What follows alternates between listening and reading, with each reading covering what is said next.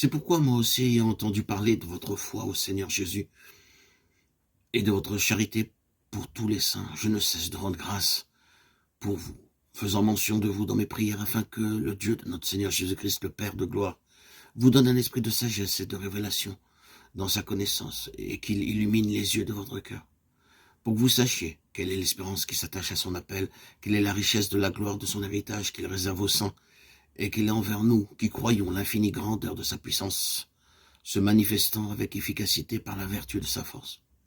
Il l'a déployé en Christ, en le ressuscitant des morts, et en le faisant asseoir à sa droite dans les lieux célestes, au-dessus de toute domination, de toute autorité, de toute puissance, de toute dignité et de tout nom, qui se peut nommer non seulement dans le siècle présent, mais encore dans le siècle à venir. Il a tout mis sous ses pieds, et il l'a donné pour chef suprême à l'Église, qui est son corps, la plénitude de celui qui remplit tout en tous. Éphésiens 1, 15, 23. Lorsque nous commençons à connaître Dieu, son dessein préétabli dans l'éternité et son œuvre à travers les âges, nous réalisons de plus en plus combien variées, élevées et particulières sont les choses que Dieu nous révèle dans la lettre de Paul aux Éphésiens. Nous ne pouvons manquer de remarquer ceci, c'est que dans cette lettre, Dieu conduit Paul à mentionner deux de ses prières. L'une d'elles se trouve au chapitre 1 et l'autre au chapitre 3. La première prière a pour objet le fondement, tandis que la seconde est relative à l'édification.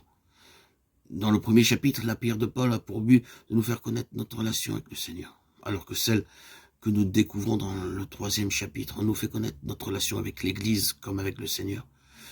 Nous ne voulons pas pour l'instant fixer notre attention que sur la prière que nous trouvons dans le premier chapitre des Éphésiens.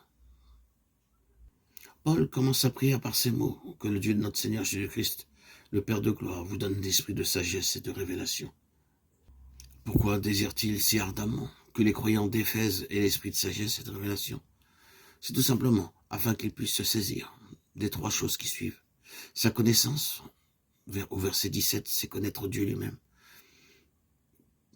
Qu'il sache quelle est l'espérance de son appel, quelle est la richesse de la gloire de son héritage dans les saints, au verset 18.